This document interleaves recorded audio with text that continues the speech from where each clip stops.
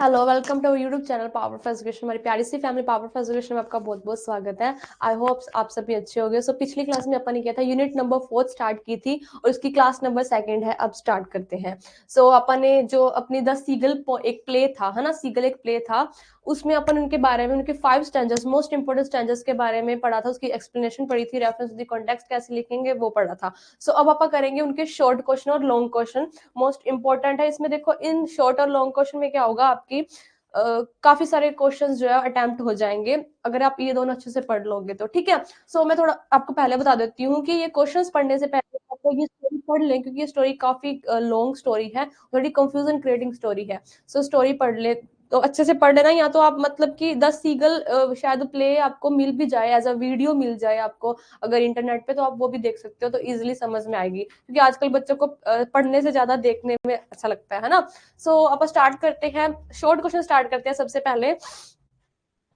Short question है हमारा, what are the themes of the Anton Chekhov's play. अब theme का मतलब क्या होता है, एनालिसिस हो गया, समरी हो गया, इन सब का मतलब तो ये होगा कि वो चीजें मतलब कि क्या टोटल लिखा क्या हुआ है पूरी प्ले में, कह लो पोइम में लिख लो, या स्टोरी, जिस जो भी चीज अपने को दी होगी उसमें, है ना। ये प्ले तो आप प्ले वर्ड यूज करेंगे, तो उसका तो मतलब होता है पूरी एनालाइज करना, सारी चीजें दोबारा लिखना कि क्या कुछ है। थीम का मतलब होता है कौन कौन से टर्म्स या क्या क्या चीजें हमें इसमें दिखाई है वो बताना। ठीक है, मतलब कि ओवरऑल ऑल अराउंड जो वर्ल्ड में है उन चीजों के बारे में बताना कि क्या क्या चीजें, क्या क्या पॉइंट जिसमें बताए गए हैं वो। ठीक है,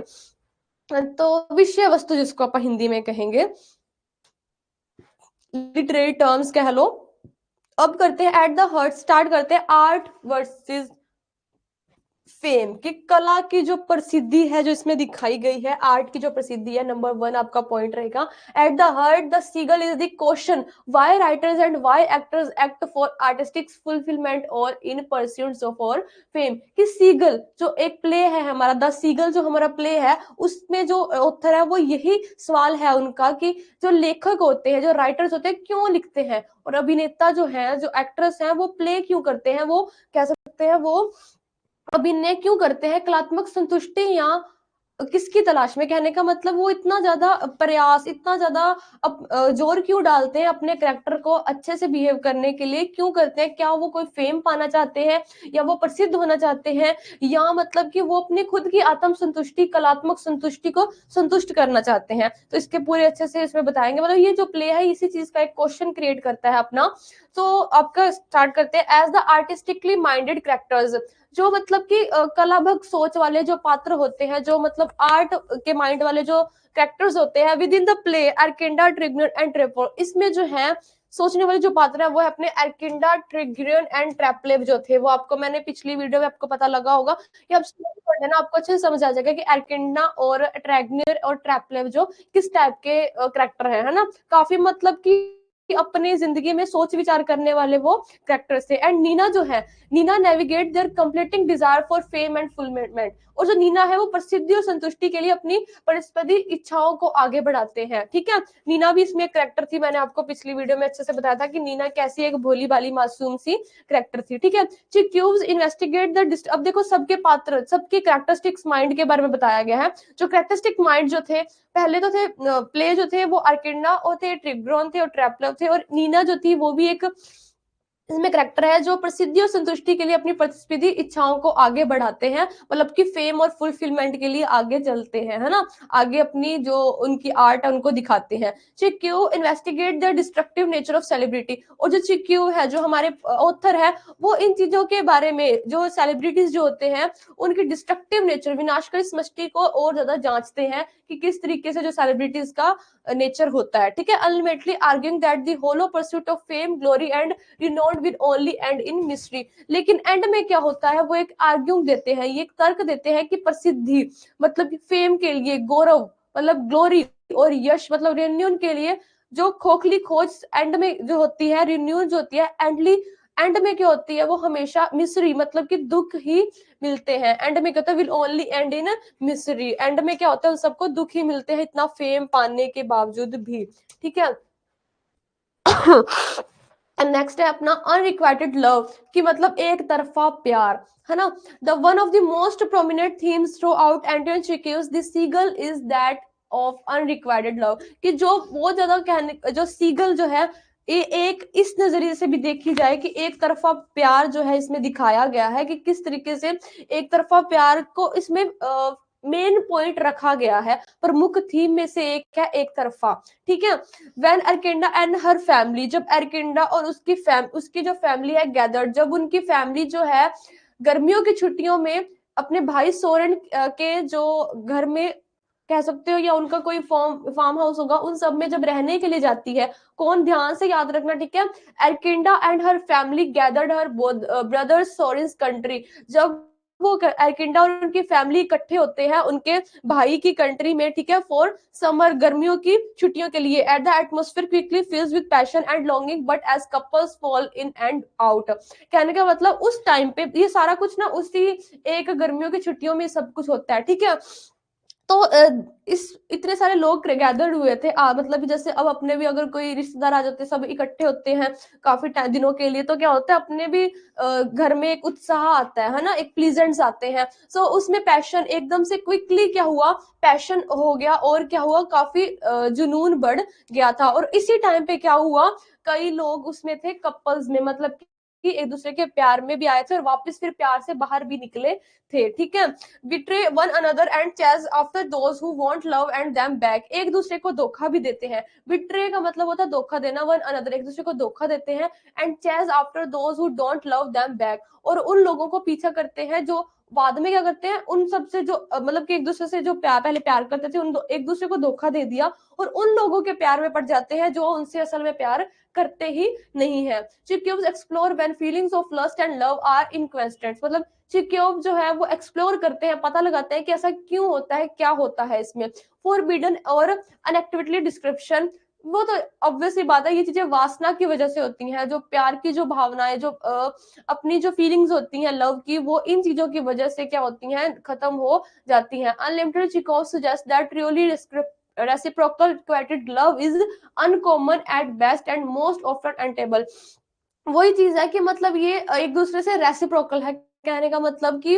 वो जो लव होता है और जो अपनी जो डिजायर्स होती हैं अलग, जैसे कह सकते हो बैड डिजायर्स होती हैं, और जितनी ज्यादा बैड डिजायर्स होंगी लव उतना ही कम होगा, लव जितना ज्यादा होगा बैड डिजायर्स उतनी ही कम होगी। और यही चीजें आजकल की दुनिया में बहुत कम, अपने को रेयर ऐसे चांस है जब अपने को मिले कि दोनों साइड में लव इक्वल हो, है ना। तो इसी वजह से क्या थोड़ा मिसअंडरस्टैंडिंग्स इन सब की वजह से भी ये चीजें होती हैं। ईगो एंड सेल्फ, अहंकार और स्वयं, इसमें और क्या क्या चीजें दिखती हैं, दो चीजें देख ली, एक तरफा प्यार देख लिया, और एक नेक्स्ट फर्स्ट अपन देखा था आर्ट और कला इसमें कैसे यूज की गई है। अब थर्ड पॉइंट आता है अपना ईगो एंड सेल्फ, इसमें अहंकार और सेल्फिशनेस कैसे दिखता है। In many way the seagull is deeply personal work, कई मायनों में अगर देखा जाए तो द सीगल जो प्ले है वो एक पर्सनल वर्क, मतलब कि सेल्फिशनेस, लोगों के सेल्फिशनेस नेचर को दिखाती है। ठीक है,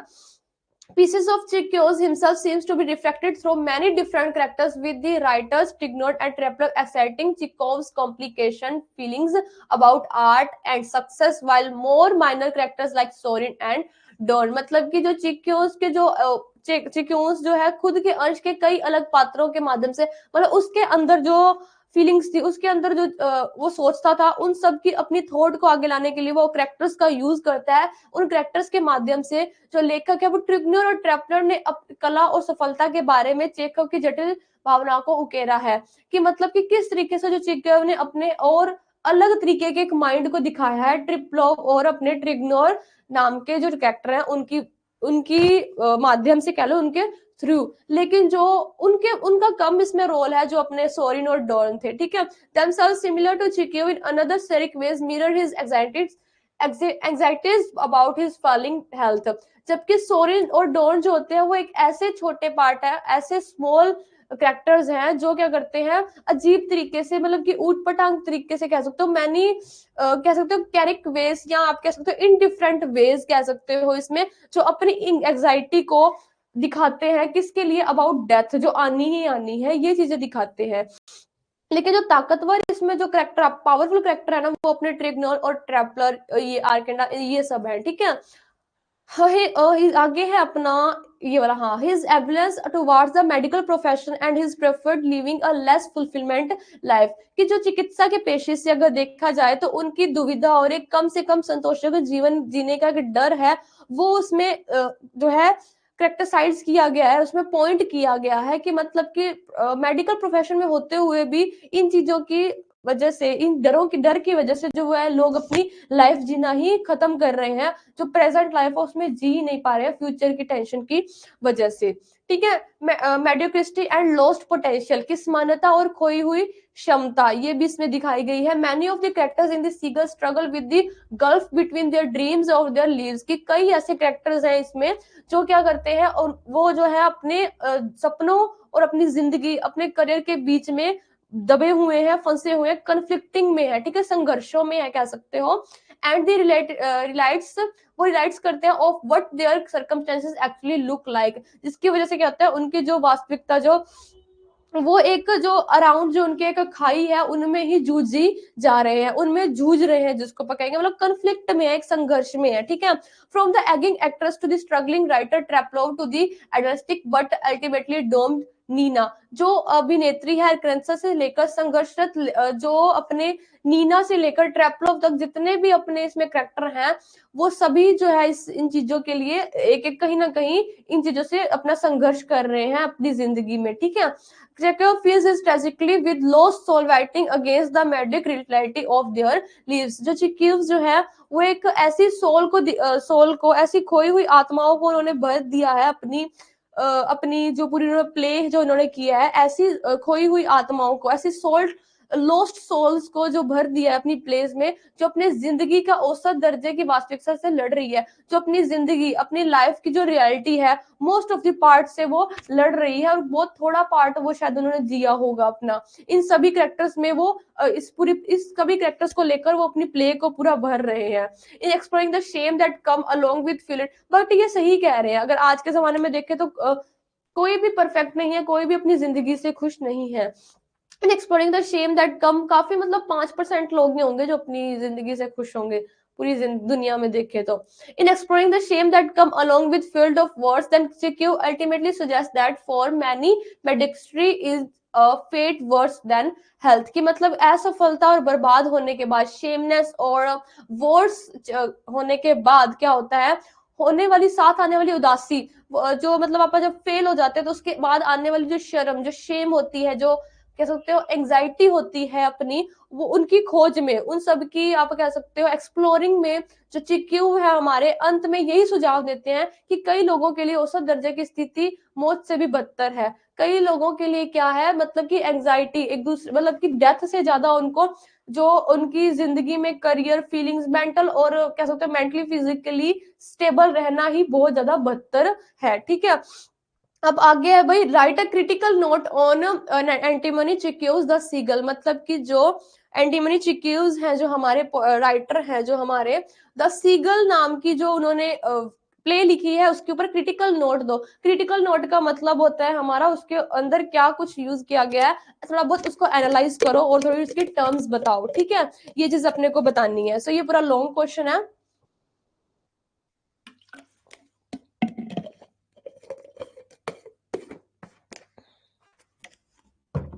इसको करते हैं बस स्टार्ट। अब देखो, ये क्वेश्चन करने से पहले स्टोरी पढ़ लेना ताकि इजीली समझ आए। अब एक एक लाइन का मैं जस्ट आपको मीनिंग बता देती हूँ कि ये लाइन, ये लॉन्ग क्वेश्चन आपने लिखना कैसे है। ठीक है, और जो पूरी एक हिसाब से ये पूरी स्टोरी है, लेकिन स्टोरी का थोड़ा थोड़ा पार्ट इसमें से कट आउट है। ठीक है, तो आप थोड़ा स्टोरी पढ़ लेना पहले जाके, हमारी ऐप पर पीडीएफ में आपको मिल जाएगी, नहीं तो आप इंटरनेट पे जाके इसको पूरा प्ले को देख लेना। ठीक है, अगर टाइम आपके पास है तो, नहीं तो सीधा भाई रट लो, दिमाग में बिठा लो, अगर एग्जाम में आ गए तो सीधा मेरे को ऐसे ही देना है। पीडीएफ नोट्स तो आपको इसके मिल ही जाएंगे। ओके, तो पीडीएफ नोट से आप ये पूरा क्वेश्चन अच्छे से समझ पाओगे। It is after sunset and a makeshift homemade stage stands in the outdoor setting of Sorin professional Russian state and farm की। ये एक सूर्यास्त के बाद का टाइम है, मतलब जब शाम बिल्कुल हो चुकी थी और रात बिल्कुल अपनी पीक पॉइंट पे थी। ठीक है, एंड अ मेक शिफ्ट, और सोरेन के प्रांतीय रूसी एस्टेट और खेत के बाहरी प्रवेश का, मतलब कि घर और खेत के बीच में जो जगह होती है ना, साफ जगह, उस गार्डन एरिया कह सकते हो, उस जगह का वो पूरा दृश्य है, ठीक है। A lake serves as natural scenery behind the stage, मंच के पीछे एक झील प्राकृतिक दृश्य के रूप में कार्य कर रही है। वो जो पूरा मंच है ना, जो पूरा अपने को एक स्टेज बनाया गया है, उसके पीछे एक नेचुरल, एक जो प्राकृतिक जो झील है वो एक दृश्य का कार्य कर रही है, ठीक है। मतलब मंच के पीछे जो है एक उस टाइम पे जो आपको वो पूरा दिखा रहे हैं भी, एक ऐसा वो है की नाम लेंदे आ भी पूरा ग्राउंड है, ग्राउंड के पीछे एक अपने को नदी भी दिखाई गई है, एक झील भी दिखाई गई है, ठीक है। Medvedenko, a poor school teacher, believes he would be a happy man and a more attractive suitor to a Masha if he had more money. कि जो मेंडिक्विड जो होते हैं वो एक गरीब स्कूल के, एक पुअर स्कूल के टीचर का ये मानना है, वो ये बिलीव करते हैं कि वो जो है बहुत ही हैप्पी रह सकते हैं अगर उनके पास और ज्यादा पैसा और ज्यादा मनी होती, तो वो और ज्यादा अट्रैक्टिव होते और ज्यादा खुश होते, ठीक है। और माशा के लिए अधिक आकर्षण प्रेमी होता। तो मतलब माशा शायद उनकी कोई लवर कह सकते हो, क्रश होंगे, आगे पता लगेगा। तो वो अपनी जो माशा थे उनके लिए वो एक आकर्षक, एक अट्रैक्टिव लवर होते अगर उनके पास ज्यादा और पैसा होता, ठीक है। माशा the daughter of the estate manager, आगे पता लग गया जो माशा जो थी वो एक मैनेजर शमरेव की डॉटर थी, उनकी एक मैनेजर था शमरेव, उनकी डॉटर थी वो, ठीक है। काफी मतलब बड़े घराने से ही होगी। और वो क्या थी, reflects on her love for Treplev and does not agree, और वो जो ट्रेपलेव के लिए अपने प्यार पर अड़ी हुई थी, उसको क्या था, ट्रेपलेव पसंद था। भाई ये कैरेक्टर्स याद रखना, कंफ्यूजन ना क्रिएट करना कि जो मैशा जो अपने वो पहले जो आए थे, एक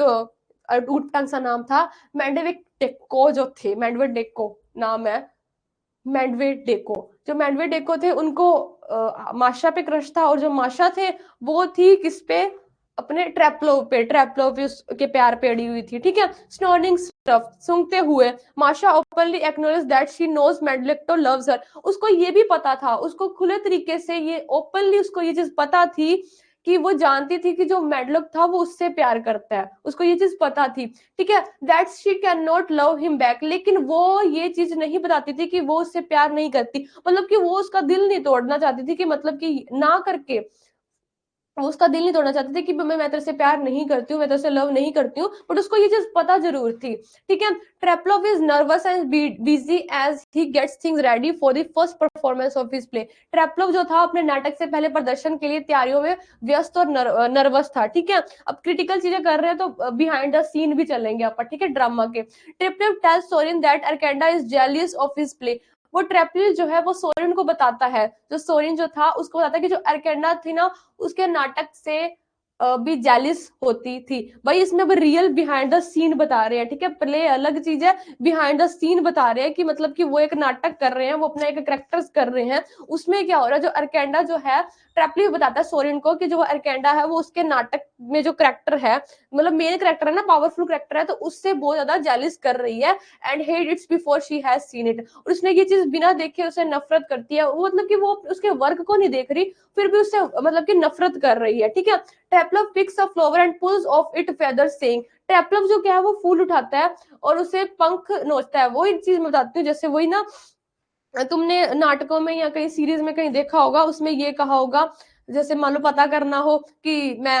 भी सक्सेस होऊंगा या मतलब कि वो मुझे लव करती है कि नहीं, तो वो कई लवर ऐसे होते हैं ना, वो फूल उठाते हैं और वो उसकी पंखुड़ियों को तोड़ने लगते हैं, she loves me, she loves you not, she loves me, she loves you not, ये देखा होगा ना आपने, तो वो भी ऐसा ही कुछ करने लग जाता है और पंखुड़ियों को तोड़ के वो बनाने लगता है कि क्या वो मुझसे प्यार करती है क्या नहीं करती, एंड में रिजल्ट निकलता है कि शी लव्स मी नॉट, ठीक है। सो एंड में उसको पता लगता है कि हाँ उसने यही कंक्लूजन निकाला कि अरकेंडा जो है वो मुझसे प्यार नहीं करती। अब इससे ये पता चलता है जो अपनी मेडिक्टो थे वो थे माशा से प्यार करते थे, माशा ट्रेपलोव से करती थी, अब ट्रेपलोव को अरकेंडा पसंद थी। अब देखते हैं क्या निकलता है इसका कंक्लूजन, ठीक है। He longs to be accepted by her peers the writers, वो अपने साथियों और जो राइटर्स जो थे उनके लेखकों को और एक्टर्स अभिनेताओं और अन्य अदर आर्टिस्ट को who comprise जो मतलब कि who comprise the Russian intelligence and artistic elites based on his own work not because he is the son of famous actors, वो उन सबको मतलब कि